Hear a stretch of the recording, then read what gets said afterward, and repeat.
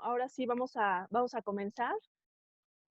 Vamos a comenzar con la oración inicial. Vamos a encomendarnos. Señor Jesús, te ponemos en tu corazón todo lo que ha sido este día, lo bueno, lo malo, todo aquello que hayamos sentido, las cosas que hayamos recibido, aquellas cosas que pesaron en nuestro corazón, que nos generaron sufrimiento o algún malestar. Te la ponemos como ofrenda en tu corazón. Te pedimos por todas las personas que fallecieron el día de hoy o que van a fallecer, por todos los que están sufriendo los efectos de esta cuarentena y esta pandemia, y te pedimos por las familias especialmente para que nos ayudes a encontrar en medio de todos estos cambios paz, armonía y mucho amor y ternura entre nosotros. Padre nuestro que estás en el cielo, santificado sea tu nombre. Venga a nosotros tu reino. Hágase, Señor, tu voluntad en la tierra como en el cielo. Danos hoy nuestro pan de cada día, perdona nuestras ofensas, como también nosotros perdonamos a los que nos ofenden. No nos dejes caer en tentación y líbranos del mal. Amén. Espíritu Santo, fuente de luz, ilumínanos y guíanos. Amigo San Juan Pablo II, ruega por nosotros. En el nombre del Padre, del Hijo, del Espíritu Santo. Amén. Muy bien, pues vamos a continuar con estos temas acuérdense que vimos la semana pasada la guía del tema 36, que es la realidad del mundo futuro. Y recuerden que estamos viendo este tercer pilar de la teología del cuerpo, que es el hombre escatológico, que decíamos es lo que nos dice Juan Pablo II, es necesario para encontrar nuestra verdadera identidad como seres humanos, encontrar por qué estamos aquí, quiénes somos, qué hacemos con lo que sentimos, necesitamos la pintura completa. O sea, es decir, el hombre originario, lo que está grabado en nosotros desde el principio, este llamado al amor. El hombre histórico, la historia de la ruptura, cómo vivimos en la tensión, en la fractura, en la lucha, por qué nos duele lo que nos duele, por qué padecemos. Y el hombre escatológico, que es hacia dónde vamos, cuál es la trascendencia, cuál es la meta, ¿no? Hacia la que aspiramos. Y entonces la semana pasada habíamos hablado de esta experiencia escatológica, nos dice Juan Pablo II, esto que vamos a vivir y experimentar. Y nos hablaba de dos características. Uno, la espiritualización, que dice vamos a tener en el cielo una perfecta integración del cuerpo y el alma, o sea, ya no va a haber tensión ni ruptura, ni nos vamos a sentir en dilemas, sino vamos a tener una perfecta integración entre cuerpo y alma. Y una divinización. Y la divinización se refiere como una participación plena, o sea, vamos a tener una intimidad con Dios que todo lo humano va a estar infundido de lo divino y entonces vamos a tener una perfecta participación de nosotros con nuestra humanidad, que eso es algo importantísimo que nos dice Juan Pablo II. Yo como soy, con mi personalidad, con mi humanidad, con mis características, con este cuerpo, voy a poder participar plenamente del mundo futuro, de la comunión con Dios, del amor. Entonces, a partir de esto nos dice, eso es lo que nos va a esperar, digamos, es como esta visión del reino, de lo que nos espera en el cielo. Y entonces, ahora sí vamos a la guía del tema 37, que es la visión beatífica del cielo.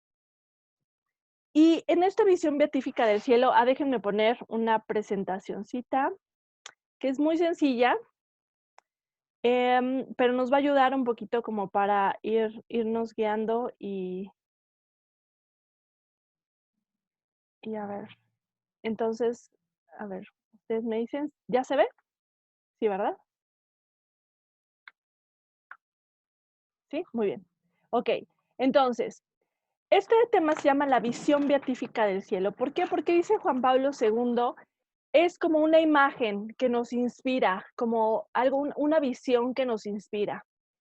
Y esta visión beatífica, porque déjenme platicarles, se llama visión beatífica porque la palabra beato, su significado es la palabra alegre, o sea, beato significa alguien que es alegre.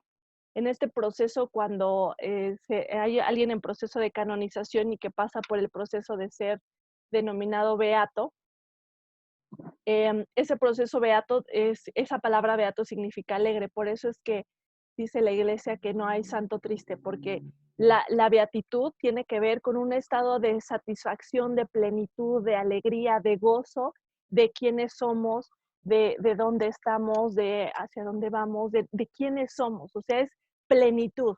Y entonces esta visión beatífica del cielo es una visión plena de nosotros, del cielo, de a dónde vamos. Y entonces en esta visión beatífica o gozosa, podríamos decir, o alegre del cielo, dice, acuérdense que para Juan Pablo II es muy importante que asumamos que vamos a vivir esta experiencia en cuerpo también. Nuestro cuerpo también va a ser restaurado, redimido, y entonces vamos a tener una nueva experiencia del cuerpo. Por eso dice en el punto número 1, los cuerpos resucitados mantendrán la peculiaridad masculino-femenina, pero el sentido de ser en el cuerpo, varón o mujer, en el otro siglo, se constituirá y entenderá de modo diferente. O sea, lo que hemos estado platicando, de voy a ser yo con este cuerpo, pero vamos a tener una experiencia diferente. O sea, mi cuerpo va a seguir siendo masculino y femenino porque eso es una parte importante de mi identidad, pero vamos a vivir la experiencia del cuerpo de una manera diferente. Y dice en el punto número 2, habrá una integridad perfecta entre alma y cuerpo, perfecta unidad y armonía en del cuerpo con el espíritu. Es una espiritualización y divinización del hombre, lo que hemos hablado de la clase pasada. Y entonces Juan Pablo II resalta esto, dice, no será una desencarnación o deshumanización. Y esto es muy importante, o sea, va a ser la visión beatífica del cielo, o sea, el plan de Dios para nosotros es que seamos plenos en nuestro cuerpo y en nuestra humanidad. O sea, el cambiar de estado, o sea, cuando nos morimos, no dejamos de ser humanos, ni se nos quita la humanidad. Y en el cielo no es que dejemos de ser humanos, sino es una humanidad plena, plena en la resurrección. Y yo sé que es como, bueno, ¿cómo, no? O sea, ¿cómo va a ser esa humanidad plena? Em, pero esa humanidad plena, o sea, claro que nos cuesta trabajo entenderla, ¿no? O sea, entender cómo va a ser esta humanidad, pero, ay, permítanme un momentito.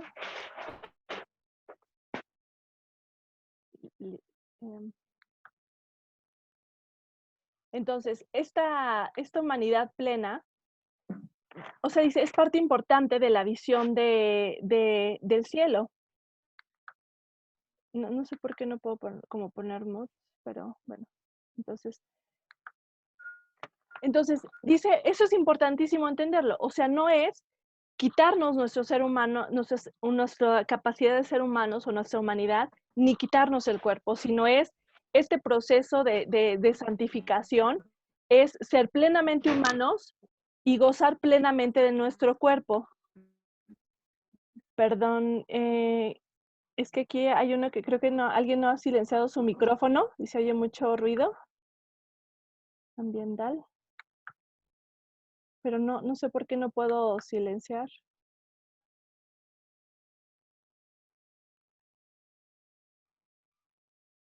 Ay, creo que, bueno, perdona. Entonces, esto es importantísimo. Perdón la interrupción. Dice, o sea, esto es importantísimo. ¿Por qué?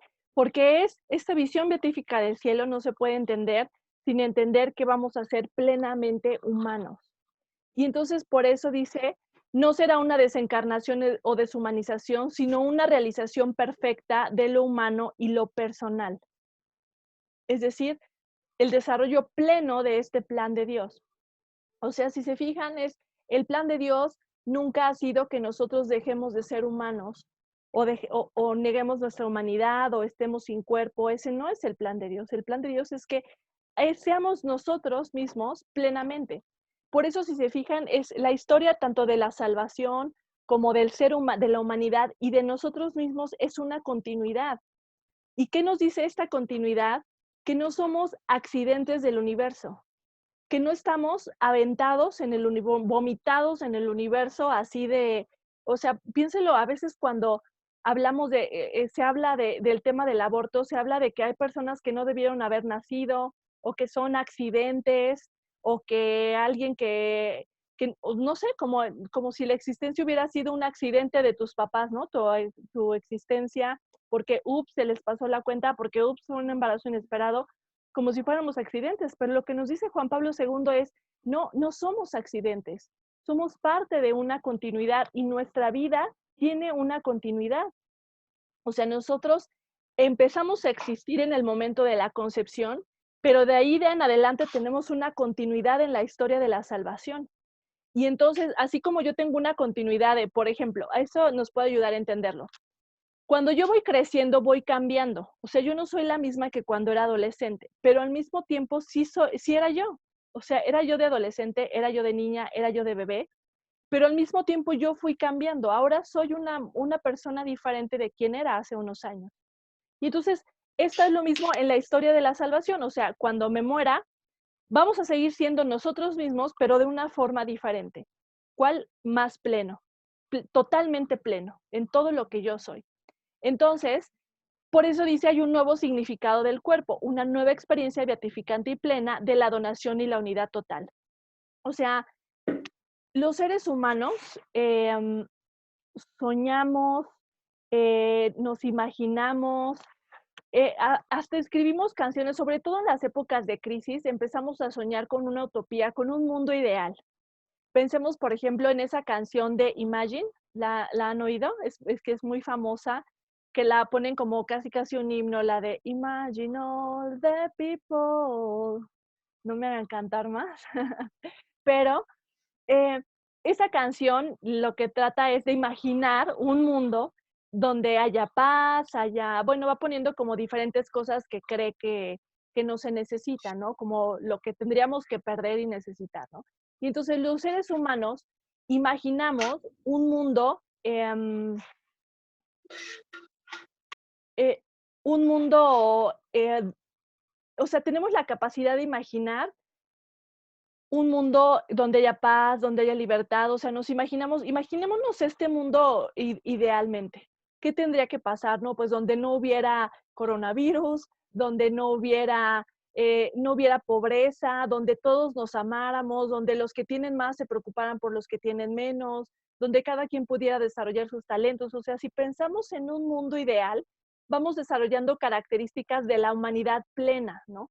Y decíamos, ¿cuál sería un mundo ideal? Pues un mundo donde los políticos sí vean o las personas encargadas sí vean por las personas que tienen menos, donde todos seamos solidarios. Y entonces soñamos con este mundo. Y entonces dice Juan Pablo II, pues es que este mundo sí existe. Esa capacidad de soñar, imaginar un mundo ideal, sí existe. Esa es la visión beatífica del cielo. La visión beatífica del cielo es el sueño de un mundo ideal donde los seres humanos somos plenos. Pero claro, esta plenitud no la entendemos sin Dios. O sea, obviamente es en la comunión con Dios donde realizamos esta plenitud de lo humano. Entonces, todo esto que las canciones que escribimos y los sueños o estas ilusiones, por ejemplo, no sé si han visto, han salido un montón de comerciales y videos de que cuando salgamos de la cuarentena todos vamos a ser mejores y va a haber un mundo diferente y todos vamos a ser más solidarios y ya nunca vamos a volver a ser los mismos, y etcétera. Pues bueno, es el ideal, o sea, la imagen de un sueño, de otro mundo donde seamos mejores. Pues ese mundo es este que nos presenta Juan Pablo II. O sea, lo que Juan Pablo II nos va proponiendo es que no deshumanicemos el cielo, no le quitemos lo humano, porque estamos tan peleados con lo humano que nos imaginamos en el cielo sin cuerpo humano, sin emociones humanas, sin cosas humanas, porque lo humano lo vivimos como problemático, pues por la fractura del pecado. Y entonces nos imaginamos el cielo sin cosas humanas. Y Juan Pablo II nos dice, no, hay que imaginarnos el cielo con la humanidad plena. Y entonces les pongo aquí algunas imágenes, a lo mejor se ven súper borrosas, pero le puse así tal cual, o sea, en el buscador, imágenes del cielo o pinturas del cielo, y es como de las que fui encontrando. Pero vean cómo nos imaginamos el cielo, ¿no? Fíjense, esta, por ejemplo, se me hace muy curioso como esta dimensión espacial en el ser humano, o sea, el espacio, pues nos imaginamos, a ver, en el cielo cómo vamos a estar, ¿no? Y nos lo imaginamos como un estadio, donde unos van a estar más adelante porque fueron súper santos, así ahí va a estar Juan Pablo II, y otros, nosotros, vamos a estar así en el último boleto, como cuando, cuando vino Benedicto XVI a León, pues pude ir a la misa que hubo en el Parque Bicentenario, pero pues mi boleto era así de los últimos de los, entonces pues yo lo que vi fue un puntito morado, o sea, fue un puntito morado que decía cosas muy bonitas, pero esa fue mi visión. Y entonces a veces nos imaginamos así el cielo, como un estadio y unos les toca adelante y otros atrás, unos arriba y otros abajo, ¿no? Y entonces, pero digamos, estas son imaginaciones, porque la realidad es que en lo que nos dice Juan Pablo II es que en el cielo no vamos a estar lejos de Dios, no es que ahí está Dios por allá lejos, ay, pero estamos en el cielo, no importa, aunque no lo vea, aunque lo vea lejitos, como al Papa Benedicto.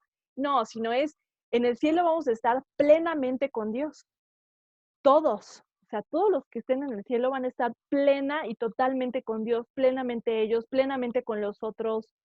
Y entonces, claro que nos es difícil imaginar, pues, cómo, ¿no? Y entonces, por ejemplo, otras imágenes, no sé si se ven un poco borrosas porque la calidad de la imagen no era muy buena, pero bueno, un poco esto, ¿no? Unos arriba, otros abajo. Esto es un poquito de la representación de la misa, pero así también luego se representa el cielo, ¿no? Como si hubiera jerarquías, lugares, o no se alcanza a ver muy bien, pero pues es todos amontonados, quién sabe cómo, así unos de alrededor y así todos. Eh, digamos, estas son pinturas, ¿no? O sea, no los tomemos como literal. O sea, sabemos que hay revelaciones privadas y todo esto, pero aún así, el cielo es algo más que no alcanzamos a entender. ¿Por qué? Porque los seres humanos siempre hemos vivido la experiencia de la fractura. O sea, yo siempre me he vivido en la experiencia de la fractura. Hay psicólogos, por ejemplo, que hablan de que hasta el nacimiento es un trauma, porque dicen, a ver, imagínate el bebé fetito, que está en la pancita de su mamá, donde nunca ha sentido hambre, nunca ha sentido frío, casi no siente, bueno, sí sienten emociones negativas, sienten cualquier emoción, pero tienen muchos mecanismos de compensación, están ahí, no experimentan el dolor de, ay, me pegué en el codo, o sea, nada.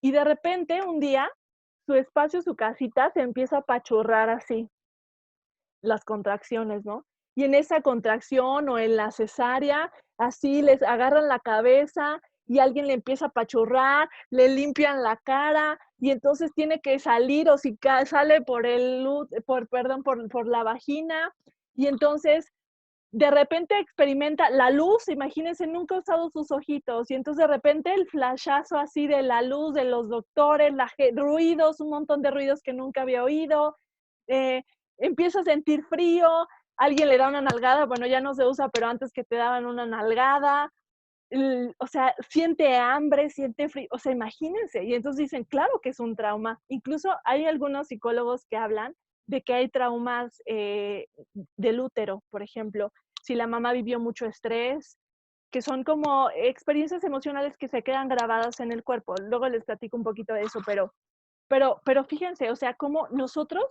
siempre hemos experimentado el cuerpo en la ruptura.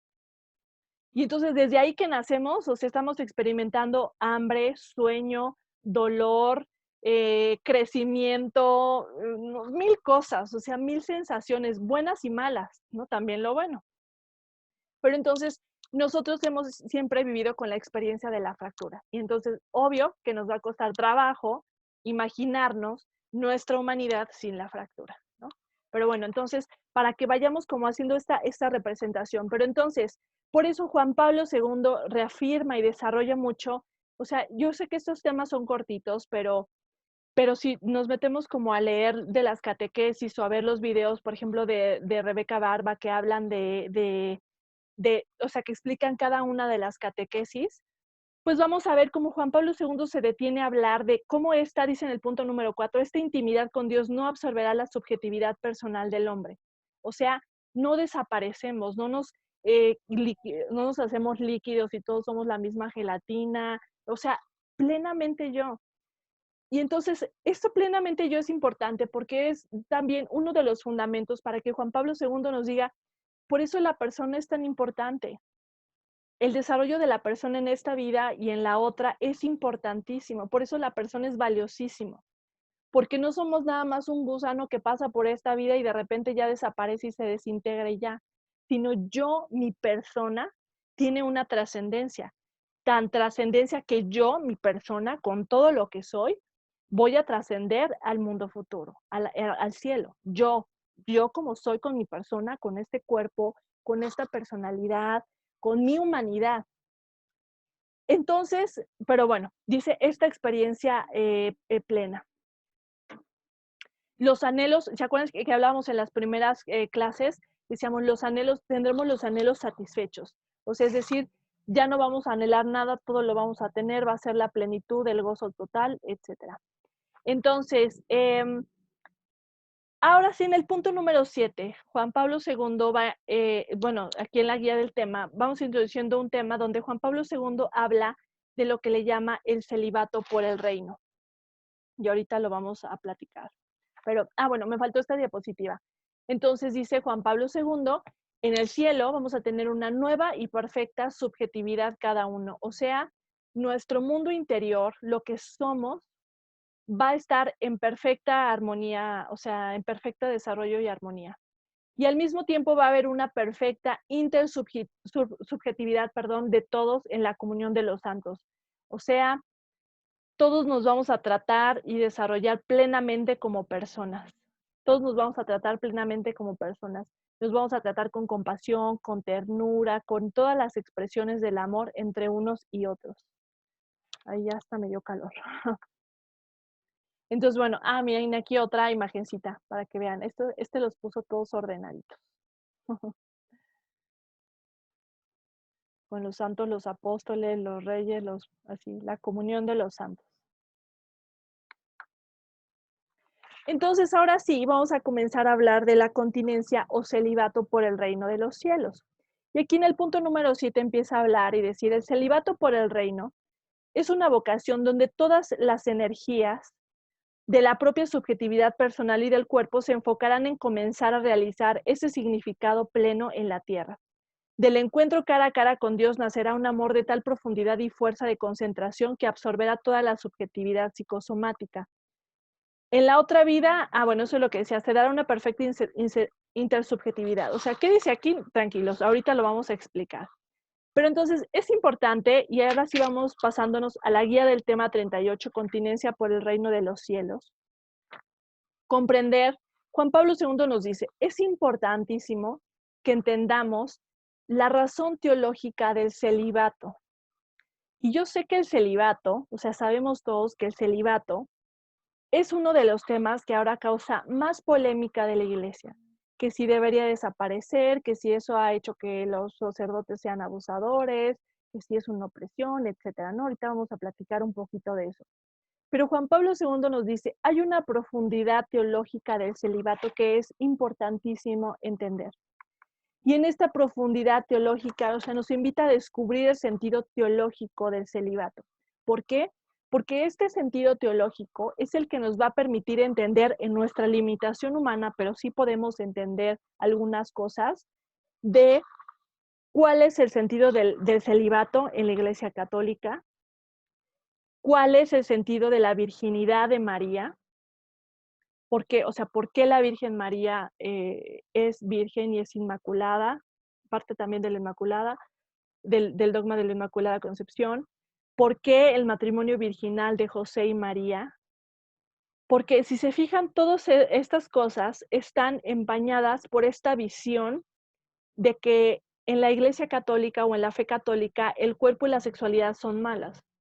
Y entonces mucha gente ha creído y sigue creyendo que el hecho de que de la Virgen María sea, o sea, no haya tenido relaciones o haya tenido un matrimonio virginal, tiene que ver con que no se contaminara con la sexualidad o con el cuerpo.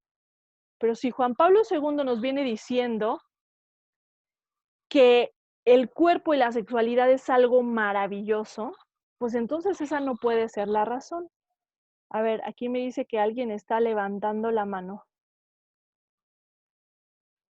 ¿No? Perdón. Es que hay una función que dice levantar la mano, que es como de cuando dices, maestro, ¿puedo? Bueno, si no, ya saben, se desactivan su micrófono y con toda confianza preguntan. Entonces, Juan Pablo II nos dice que hay una profundidad teológica muy grande que nos permite entender estos pilares de nuestra fe, la virginidad de María, el matrimonio virginal, pero también dice, si entendemos a la profundidad teológica del celibato, podemos entender el matrimonio. ¿Por qué? Porque el matrimonio solamente va a tener sentido y valor en relación con el celibato. Ahorita lo vamos a platicar. Déjenme platicarles que después de esta partecita donde habla el hombre escatológico, ahora sigue toda una parte donde Juan Pablo II habla muchísimo del matrimonio, del signo, de todo eso, ¿ok? Entonces, ahorita me voy a centrar más en el celibato. ¿Alguien tiene una pregunta hasta aquí? Muy bien. Entonces, comencemos con unas preguntas. Ahora sí, para que podamos escucharnos. ¿Qué razones hemos oído o comprendido, no es aprendido para el celibato en el catolicismo? O sea, ¿qué es lo que hemos oído o aprendido de que por qué existe el celibato en el catolicismo? Comencemos con esa pregunta. Lo que hayamos oído o nos hayan enseñado.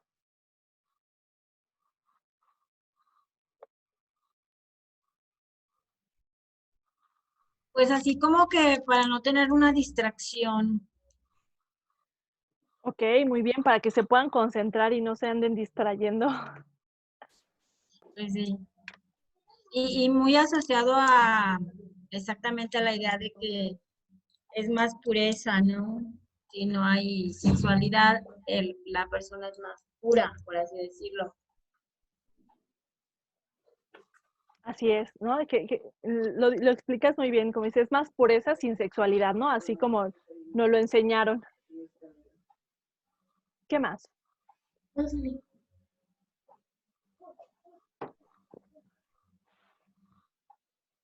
¿Alguien más de los otros? Muy bien, y ahora, ¿qué objeciones o críticas hemos oído con respecto al celibato que se oye?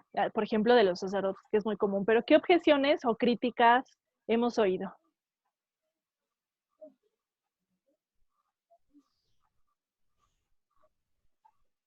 Pues eso, la tentación, ¿no? Que una persona que está célibe, por ejemplo, los padres, en el camino de mantenerse en el celibato, pues a lo mejor es más tentación Ujú. o más pecado de caer en eso, en tener una relación o de otra manera, como ha pasado con los sacerdotes, algunos sacerdotes, no todos. Así es, ¿qué más? ¿Qué otra cosa? Yo había escuchado una versión hace mucho de que, como dice esta Gaby, los hacía como más, pro- con mayor tendencia a la violación, pero era porque estaban reprimidos. O sea, esta continencia como represión. Entonces, por eso era de, no, por eso hay que dejar que los sacerdotes tengan esposa, porque pobrecitos no se aguantan las ganas. Ujú. Exactamente. ¿Alguien más? Muy bien. Pues o sea, fíjense, hay muchísimas como, o sea, ese es un tema que se ha discutido muchísimo. Déjenme platicarles que es un tema que se ha discutido mucho en muchos periodos de la historia de la iglesia y que se sigue discutiendo. O sea, el año pasado, los años pasados, con todo lo de el sínodo de la Amazonia y de algunos otros eventos dentro de la iglesia, se, seguía discutiendo muchísimo el tema del celibato, se volvió como reavivar la llama del debate, que si debían, que si el Papa Francisco lo iba a quitar y todo eso. Entonces, déjenme platicarles que el celibato, digamos, parte de lo que es la discusión es que si nosotros nos vamos a la Biblia, a las escrituras, no vamos a encontrar un pasaje donde Jesús tal cual diga, el celibato es obligatorio para los sacerdotes. O sea, eso, dicho de las palabras de Jesús, no lo vamos a encontrar, no está, no existe. Y entonces de ahí, o sea, se han derivado mucho de, bueno, deberá entonces ser, porque si Jesús no lo dijo, pero quién sabe qué, pero todo eso. Y entonces hay mucho de las discusiones. Sin embargo, el celibato sí ha sido una práctica una práctica y una creencia que se reafirmó desde los primeros cristianos. O sea, desde los primeros cristianos creían que era muy importante el celibato por el reino de los cielos. A lo mejor no le llamaban así, pero sí el celibato o la consagración o como esta especie de dedicación exclusiva. Y entonces este celibato es parte de la tradición de la iglesia. O sea, la iglesia en las diferentes épocas de la humanidad ha considerado que es bueno y que es conveniente el celibato, que sirve para algo en la iglesia, que tiene una aportación fundamental. Y por eso es que no se ha quitado la práctica y que nunca en la historia de la iglesia se ha dicho, no saben que el celibato ya no sirve. Hay unos que dicen, no, pero es que no se practicaba, no, pero que vean, no, pero es que eso es un poco lo que nos pasa en todo. O sea, una cosa es lo que se dice y otra cosa lo que es la práctica cultural de la época, ¿no? Igual que el matrimonio, o sea, la fidelidad siempre ha sido un componente del matrimonio, pero igual sabemos que muchas veces no pasa la fidelidad, ¿no? Entonces, digamos, pasa lo mismo con el tema del celibato, que unos no lo practiquen o no lo lleven a cabo a pesar de que lo eligieron o se consagraron, no significa que no haya estado presente en las disposiciones, digamos, de la historia de la iglesia. Y acuérdense que nuestra fe, la tradición y el magisterio de la iglesia es tan importante como las escrituras. Entonces, aunque no hay una disposición de Jesús así tal cual que dice así exclusivamente, sin embargo, sí encontramos otras referencias. Por ejemplo, San Pablo habla cuando dice los eunucos por el reino, pues esta expresión de los eunucos. Eh, y entonces dice, o sea, que es conveniente, se habla, o sea, como les digo, en diferentes documentos de la historia de la iglesia, pero también, por ejemplo, en las cartas de San Pablo hay la referencia a esto, donde se exalta como algo bueno que sirve, que tiene un propósito. Entonces, en el tema del celibato, como en todas las dimensiones históricas, pues también ha habido momentos donde se usan estas realidades históricas, estas realidades divinas, para mal usarse en la situación histórica o se malentienden. Y entonces es, por ejemplo, muchos historiadores que dicen, no, es que el celibato tiene que ver con una forma de la iglesia de no compartir las propiedades, ¿no? De que no hubiera hijos peleando por las propiedades de la iglesia y entonces para eso, para evitar eso, pues mejor ya que sean célibes. O dicen unos, es por razones políticas. Otros decían, fue una estrategia para que se pudieran mover más rápidamente de un lugar a otro evangelizar y no tuvieran que estar cargando con el chamaco. O sea, muchos hablan de razones históricas, políticas, y aunque claro, o sea, somos seres humanos y estamos insertos en una historia, pero lo que Juan Pablo II nos viene a mostrar, a develar, a quitar el velo sobre el celibato, es que el celibato no existe por razones políticas o históricas, sino tiene una razón teológica. Y aunque tenga efectos convenientes en la cuestión histórica, eso no es la razón principal.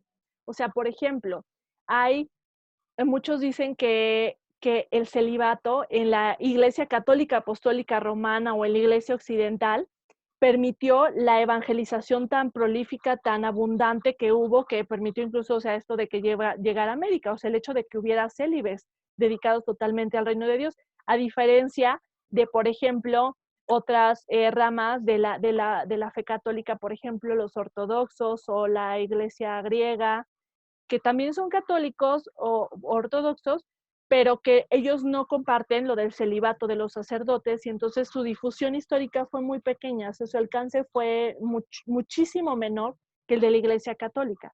O sea, esto es un dato evidente, sí, pero no es la razón principal. Es lo que nos dice Juan Pablo II. Aunque podemos dar cosas históricas y convenientes y decir, no, miren cómo sí conviene porque así se distraen menos y eso, esas son razones humanas, pero Juan Pablo II dice, no es la razón principal. Y luego, por otro lado, escuchamos las objeciones, ¿no? Y estas objeciones, pues tiene que ver con esto de lo que dicen que, primero que es una imposición de la iglesia, que no tiene fundamento, que ya los tiempos han cambiado, que esto ha hecho que los sacerdotes no estén a gusto, que cometan violaciones o abusos, que esto es una visión que corresponde a una visión negativa de la sexualidad y del cuerpo, donde se ve lo del cuerpo es malo y todo eso. Y es que, o sea, lo que nos pasa es que están mezcladas las distorsiones de lo humano con las prácticas o con estas disposiciones de la iglesia y entonces se malentiende, o sea, efectivamente sí se malentiende que el celibato es una negación de la sexualidad. Pero entonces, ahora sí, ¿qué nos va diciendo Juan Pablo II sobre el celibato? Y entonces, la clave, o sea, lo principal lo que nos dice es, el celibato, lo que es vivir como en el reino de Dios aquí en la tierra. O sea, ¿se acuerdan que Juan Pablo II comienza este estudio del hombre escatológico a partir de un pasaje donde habla con los saduceos, que le plantean de, a ver, esa que tuvo un marido y luego otro y otro y se le fueron muriendo, ¿con quién va a estar en el cielo? ¿Se acuerdan? Y entonces Jesús les dice, no, o sea, el matrimonio no es de esta realidad de la tierra, pero no es para el cielo. O sea, el matrimonio no tiene ya cumplió su propósito para la tierra y entonces no se necesita en el cielo. O sea, en el cielo no vamos a estar como esposos, como el matrimonio sacramental que nosotros conocemos y comprendemos. Y entonces, con esta revelación, Juan Pablo II va estudiando teológicamente el sentido de la continencia por el reino de los cielos, donde nos dice, a ver, voy a tratar así de explicarlo lo más claro posible. ¿Se acuerdan que decíamos que el matrimonio es un signo, que los sacramentos son signos? ¿Se acuerdan? Que decíamos son signos que nos revelan unos misterios profundos, un misterio profundo que es el amor de Dios. El signo tiene el propósito de ayudarme a comprender, de darme gracias, de ayudarme. ¿Para qué? Para lo que necesito para vivir en esta tierra, para recordarme la alianza con Dios, para fortalecer mi alianza. ¿Se acuerdan que habíamos visto eso? Pues entonces, dice, en el cielo no vamos a necesitar el recordatorio ni el signo, porque ya vamos a estar viviendo la comunión total y plena con Dios. ¿Se acuerdan un poquito de eso? O sea, los signos nos ayudan para el camino, pero ya una vez que llegamos al lugar ya no necesitamos los signos. Les recuerdo este ejemplo que dice, o sea, es como vamos a la playa y a lo largo del camino necesito letreros y señales que me indiquen que voy por el camino correcto. Pero cuando llegue al lugar, ya no voy a tener un letrero que diga Acapulco 0 kilómetros. Bueno, ahora hay unos turísticos, pero, o sea, no hay un letrero. No necesito que me digan que estoy en Acapulco, porque ya estoy en Acapulco. Ya no necesito un letrero que me diga hacia dónde voy, porque ya llegué. ¿Sí se entiende esta idea? Entonces, pues los sacramentos son los signos que me van indicando el camino, la forma de vivir, que me van diciendo que voy por el camino correcto. Pero cuando lleguemos al cielo ya no necesitamos el signo. Por eso es que el matrimonio sacramental ya no lo vamos a necesitar en el cielo porque cumple su función aquí en la tierra. Y entonces en el cielo viviremos la comunión o la unión total, que es lo que dice aquí en la diapositiva. O sea, viviremos un matrimonio perfecto en el cielo. O sea, el matrimonio es un signo que nos va a venir a hablar de la alianza con Dios, de que Dios se quiere casar con nosotros. O sea, quiere tener una vida total, plena, libre, fecunda con nosotros. Darse totalmente a nosotros y quiere que nosotros nos demos totalmente a Él. Y entonces en esta donación total, dice, esa donación total se va a realizar en el cielo.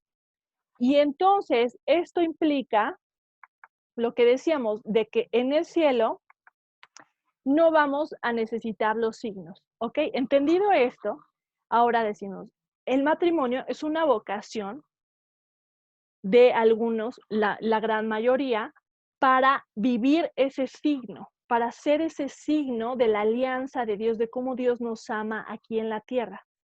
Pero dice Juan Pablo II, hay personas que tienen la vocación, que Dios los invita a una vocación de vivir como vamos a vivir en el cielo, es decir, sin matrimonio.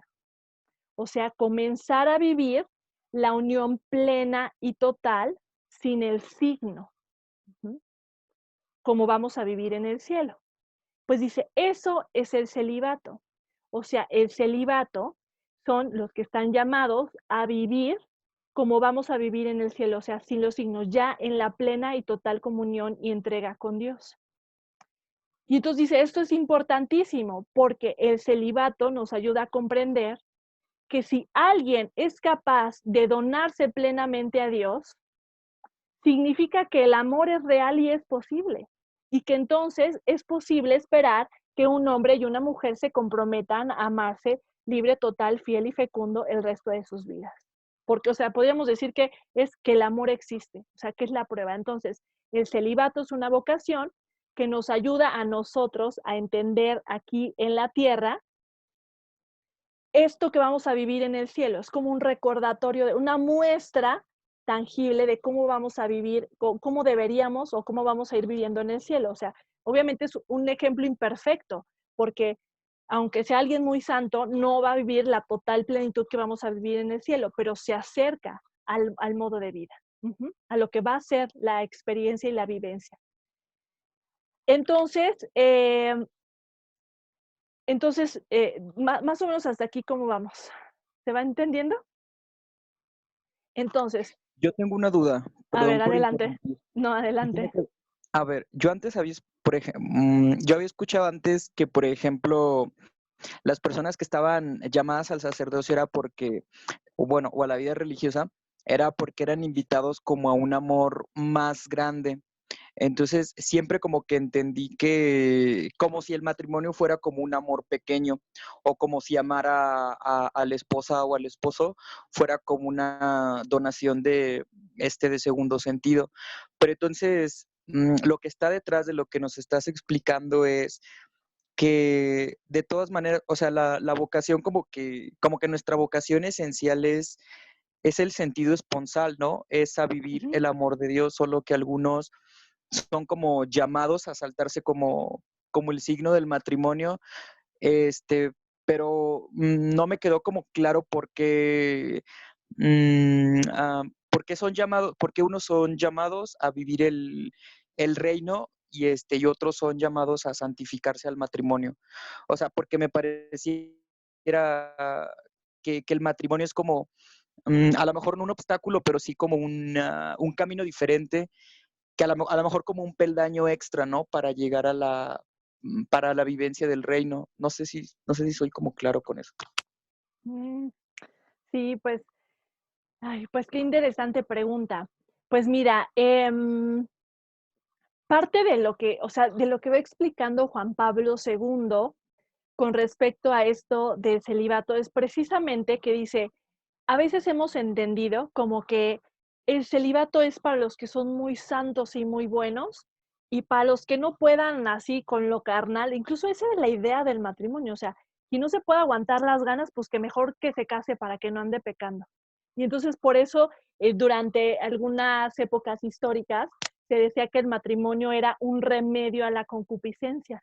O sea, si tú eres muy concupiscente, pues mejor te casas y así ya, pues no andas haciendo desfiguros ni metiendo la pata, ¿no?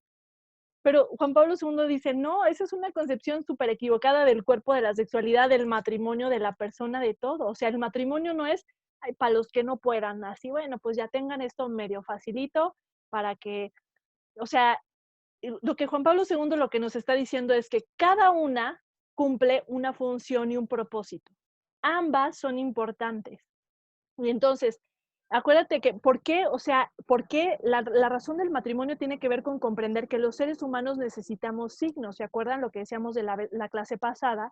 De que los seres humanos siempre funcionamos a través de signos, nos relacionamos a través de signos. Cuando alguien nos manda un beso, un saludo, es un signo que se crea para comunicar algo profundo.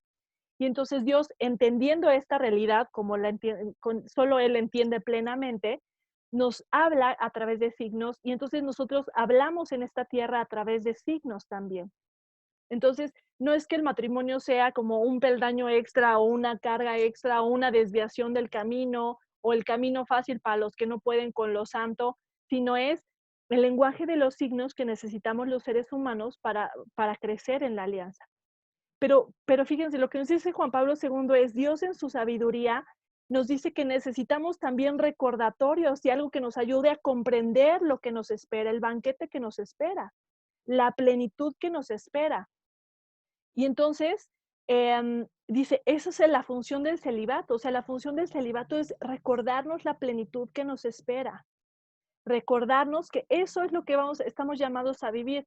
Y entonces dice, en esa visión completa es que todo tiene sentido el matrimonio, tiene sentido el celibato, tiene sentido los sacramentos, cuando entendemos esta profundidad. O sea, cuando entendemos que la donación total, libre, fiel y fecunda con Dios es posible. Y como es tan posible y tan real, es por eso que puedo amar a los otros, puedo amar a mi esposo, puedo amar a mis hijos, puedo amar a mis vecinos, en la misma forma, porque es real, porque es tangible, porque es parte de mi humanidad, porque mi humanidad puede hacerlo. Es como un testimonio, podríamos decir, como un testimonio que nos ayuda a entender y comprender esto. Entonces, por eso sí es como quitarnos como estas ideas como de que el matrimonio es lo segundo y o sea, sí no es como que sea un amor, o sea, digamos, no es que los del celibato amen más y los del matrimonio amen menos, sino es la experiencia de la plenitud del amor. O sea, sí es cierto que el celibato, podríamos decir que es una experiencia más plena del amor porque se acerca más a la plenitud del cielo. Ahora, ¿por qué algunos sí, otros no? Pues eso, quién sabe. O sea, eso sí es como, pues porque Dios quiere. Perdón que sea mi respuesta, pero es, o sea, sí lo que dice Juan Pablo II es, o sea, el celibato es una vocación y es un don. ¿Por qué algunos? ¿Por qué? Pues, quién sabe, o sea, solo Dios sabe. Y sí, por ejemplo, a mí, un sacerdote me explicaba que dice: "La vocación no es una imposición desde fuera, sino es algo que se encuentra con el corazón de la persona, con los deseos profundos de la persona, de su corazón, y la invitación de Dios, y entonces se encuentra una armonía". O sea, no es de que, pues, a ti te tocó casarte y ni modo, ¿eh? Porque eso es lo que Dios quiere, a ti órale, le entras. No, pues es algo que, o sea, la invitación de Dios es porque responde a los deseos de tu corazón y entonces entran en armonía. Y entonces, entonces por eso, o sea, dice, acuérdense que es como la visión de la armonía, de lo que nos va mostrando la figura completa. Y fíjense cómo Dios, era lo que también decíamos la vez pasada, Dios es un pedagogo. Dios nos va enseñando, nos va dando los medios, los recursos que necesitamos para comprender su amor y las realidades divinas. Y entonces, en este sentido, por eso, dice, es como vivir como en el reino de Dios aquí en la tierra. O sea, las personas célibes por el reino de los cielos comienzan a vivir como en el reino de Dios, o sea, como en el cielo, aquí en la tierra. Y entonces dice, esto nos permite entender el matrimonio virginal de José y María. O sea, la Virgen María no es que fuera virgen, porque cómo la Virgen María se iba a contaminar con lo sexual o cómo iba a tener así deseos o cómo, no, no, no, sino es quién, sino María, iba a tener la conexión más total, libre, fiel y fecunda con Dios. O sea, María, la llena de gracia, la inmaculada, o sea, ella es por excelencia la persona de esta historia que más tiene una conexión profunda y libre, total, fiel y fecunda con Dios, como en el cielo. Y entonces, claro que María en la tierra vivió la plenitud y la conexión, la intimidad, la comunión con Dios como la vamos a tener en el cielo. María la vivía desde la tierra. ¿Por qué? Porque estaba libre de pecado, porque se donó a Dios totalmente. Y entonces María no necesitaba el signo del matrimonio, ni el signo de las relaciones sexuales. No es porque las relaciones sexuales sean malas o porque el matrimonio fuera malo y van a contaminar a nuestra mamita querida, no. Es porque es un signo que no necesitaban porque ella ya vivía, ya vive la profunda intimidad con Dios que vamos a vivir en el cielo. No necesita los signos. O sea, la Virgen María no necesita la medallita para decir, ay, sí, me siento cerca de Dios, como nosotros. Nosotros sí necesitamos los signos. La Virgen María no necesitaba los sacramentos para decir, ay, Dios me ama, porque ya tenía la intimidad con Dios. Y entonces el, el, el matrimonio, y entonces José, fíjense, San José es también la prueba, el testimonio de cómo el ser humano con todo y su fractura puede realizar la donación total y plena, como San José. O sea, es un mérito grandísimo. Por eso, aunque San José no dice no se tiene registrado en una sola de sus palabras, su figura es importantísimo porque es la prueba. La prueba, o sea, San José, con todo y la ruptura, comenzó a vivir la comunión con Dios como vamos a vivir en el cielo. Y entonces dice, por eso era un matrimonio virginal, no porque las relaciones sexuales fueran malas, no porque fueran sobrehumanos y entonces ellos no sentían, no, porque no necesitaban el signo. Porque acuérdense que decíamos que si el pecado es es un velo que no nos deja ver, pues María sí podía ver, sí veía, sí tenía el corazón puro, sí tiene el corazón puro. Y entonces ella sí ve a la persona, veía a la persona así en su periodo en la tierra, veía a la persona y veía la imagen y semejanza de Dios. No veía torcido, no tenía la lucha así, o sea, lo que padecemos los seres humanos como consecuencia del pecado.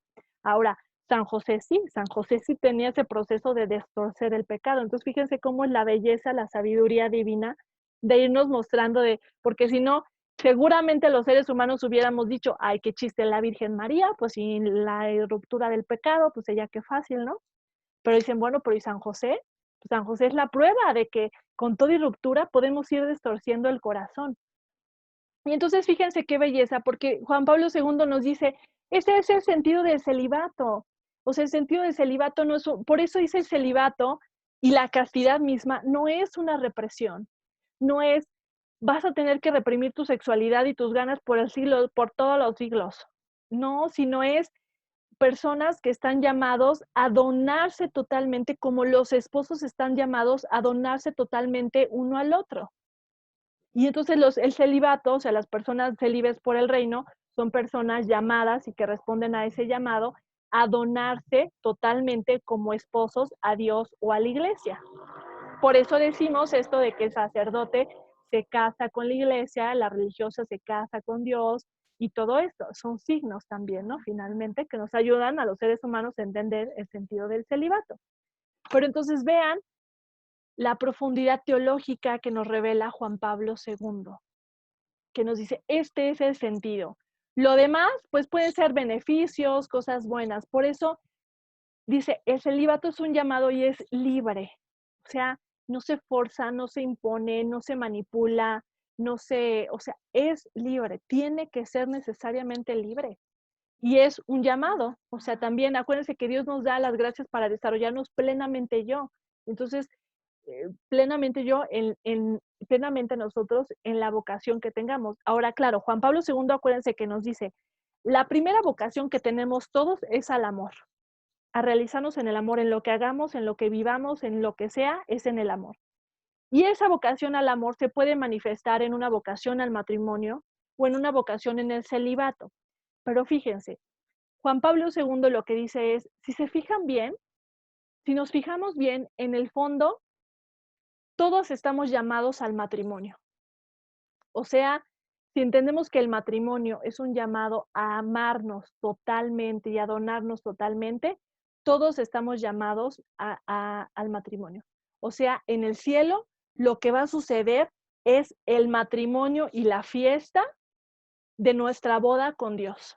O sea, donde vamos a poder decirle sí, total y plenamente y definitivamente a Dios para siempre. Y vamos a vivir en la fiesta toda, o sea, en el gozo, en la gozadera por los siglos de los siglos con Dios.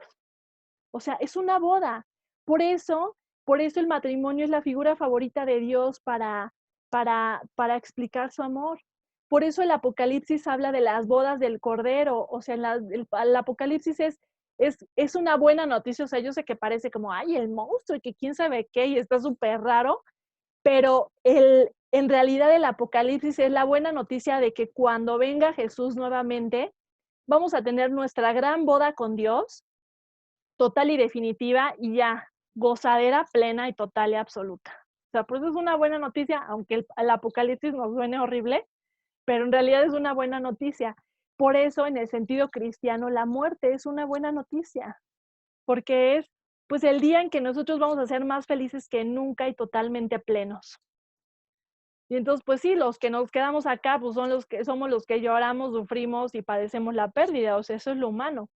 Pero el que se muere se la pasa bomba. O sea, es el día más feliz de su vida, dice mi papá. Entonces, imagínense, por eso el sentido cristiano, o sea, eso es lo que nos consuela, de decir, pues sí, padecemos la pérdida, el dolor de la muerte, pero con la esperanza de que nuestros seres queridos lo gozan, o sea, están bien, más felices, más plenos que nunca, y que nosotros nos vamos a encontrar también allá y vamos a estar felices y completos y más plenos que nunca. Y dice, entender esto es posible gracias al celibato y al matrimonio en su relación. Por eso es que ambos, digamos que es como si se necesitaran para explicarnos el amor de Dios. Son signos que nos ayudan a los seres humanos a comprender. Y ese es el sentido del celibato. Y bueno, aquí están lo de los puntos, eso se los dejo para que ustedes los puedan leer, pero más o menos es como la explicación. Ahora me gustaría escucharlos, preguntas, comentarios.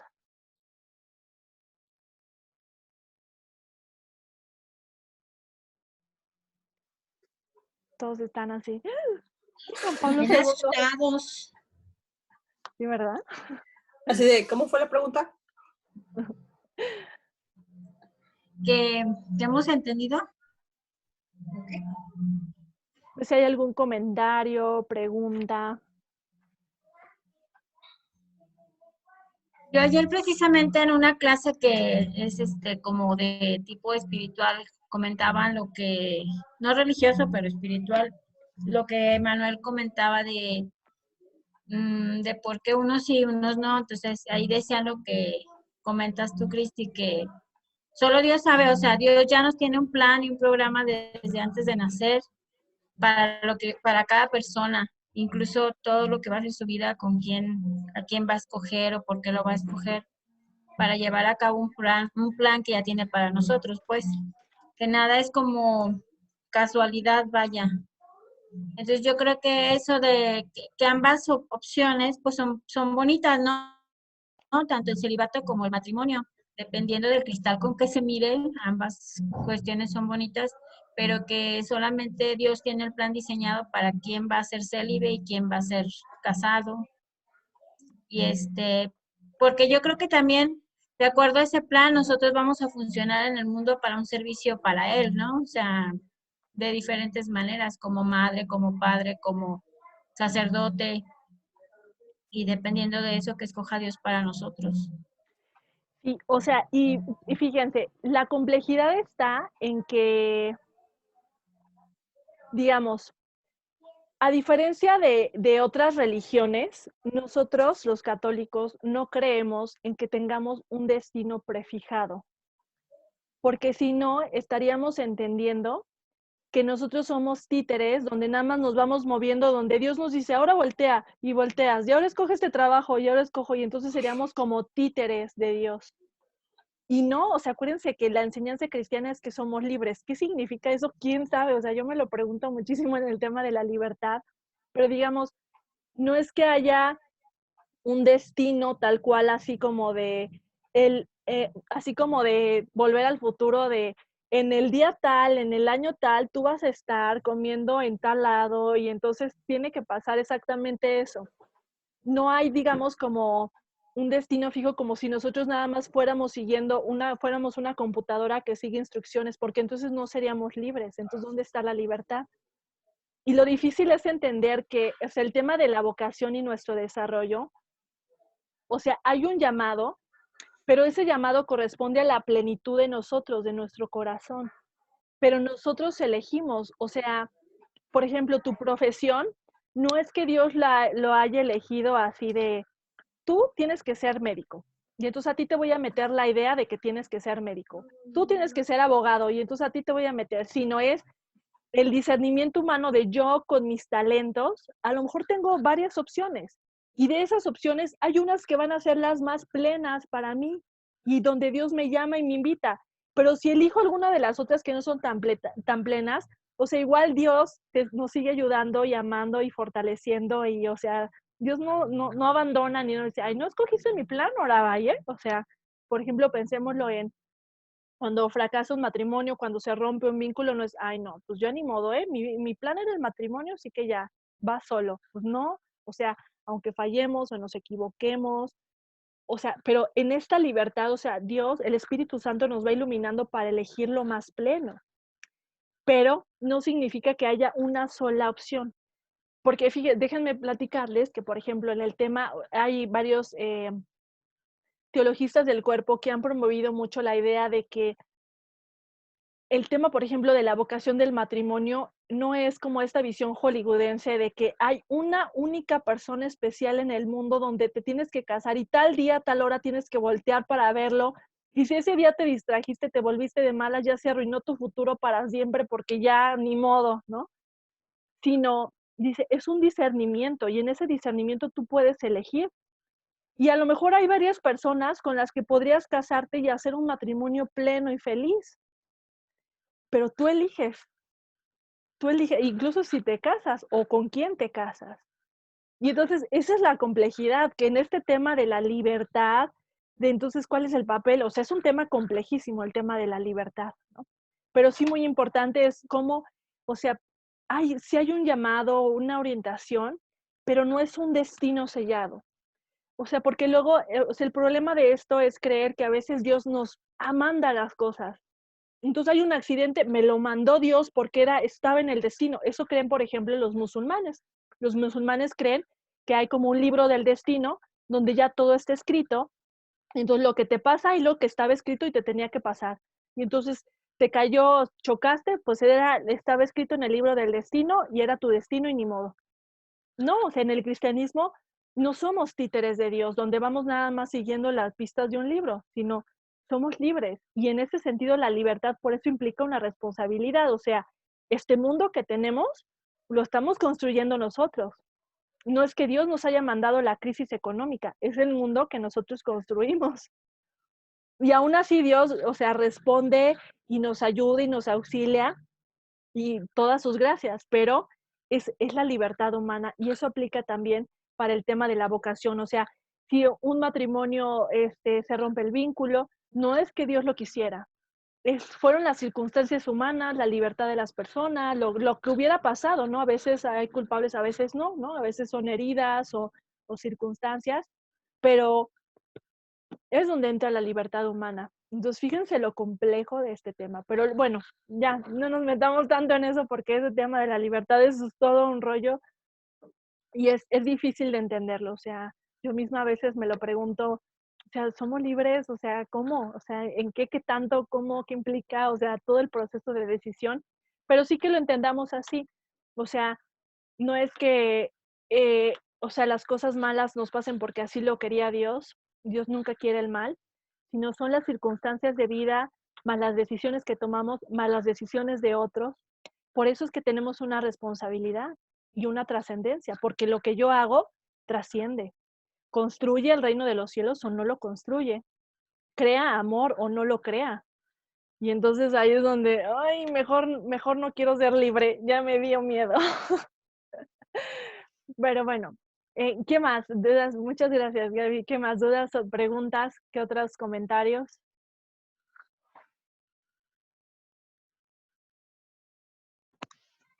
Si a mí me hubieran explicado todo esto hace 8 años, no me hubiera alejado de la iglesia, definitivamente. Ese sería el único comentario que puedo decir. ¿Cómo? Si a mí me hubieran explicado todo esto hace 8 años, de recién que entré a estudiar sociología, no me hubiera alejado de la iglesia, definitivamente. Creo que me hubiera quedado más tiempo ahí. Pues regresa. Porque me doy cuenta de que, o sea, ahorita como con ese cambio de chip lentamente, me doy cuenta de cómo culturalmente se nos han dado visiones erróneas de lo que es la vocación, de lo que es la voluntad de Dios, de lo que, tan solo de la misma experiencia de Dios, ¿no? De la relación de Dios, de ver a un Dios como monolítico, lejano, inmaculado, ¿no? Al que ninguna manchita lo debe de tocar. Pues nada, o sea, nada más ese era como mi comentario. Si yo hubiera, pero pues finalmente así sucedieron las cosas, ¿no? Y también me da gusto el saber estas cosas en este momento. Quizás no estaba preparado para digerirlo y bueno, es que se han dado las cosas. Bueno, Dios me ha presentado las oportunidades para que pues se den de este modo. Respecto a esa visión de la complejidad, nosotros en sociología vimos algo que se llamaba teoría de sistemas con un alemán que se llama Niklas Luhmann Y bueno, pues a alguien le interesa y le gusta lo teórico, yo creo que nos puede ayudar a entender como de alguna manera que estamos interconectados pues con todos los sistemas, tanto el ecológico, que el Papa lo desarrolla muy bien en Laudato Si, y que también toca muchos puntos que hemos visto aquí. Básicamente pues todo lo que hacemos tiene injerencia en toda la humanidad, ¿no? O sea, tanto en lo cultural como en lo espiritual y en lo social. Entonces, pues es ahí la mano de Dios, ¿no? Finalmente, que nos hace interdependientes. Y pues nada, está muy chido. Pues así es por eso que a mí me gusta mucho, como dice Juan Pablo II, es ver la pintura completa, y entonces vamos viendo cómo muchas cosas de nuestra fe tienen sentido. Por eso es que la teología del cuerpo, o sea, acuérdense, tiene muchísimos años desde que Juan Pablo II comenzó su papado. Déjenme platicarles que el 18 de mayo se cumplen 100 años del natalicio de Juan Pablo II. Entonces va a haber una misa especial y todo para que estemos al pendiente. Pero para que le pidamos favores, aprovechémosle que no es ¿Cuándo? el 18 de mayo. Si veo la información, se las voy a ir pasando para que podamos, los que podamos estar al pendiente. Pero hay que les iba a decir. Pero mucho de esto de la teología del cuerpo, o sea, muchos le preguntan a Juan Pablo, o sea, muchos, digamos, es algo que no se ha estudiado o explotado del todo, podríamos decir. Y tiene pocos años que se ha ido como desempolvando, y que muchos lo han ido promoviendo y diciendo, oigan, esto es un tesoro que nos ayuda a entender todo, hasta el cuerpo, lo humano, la sexualidad, vamos a desempolvarlo y empezar a promoverlo, pero tiene muy poquitos años.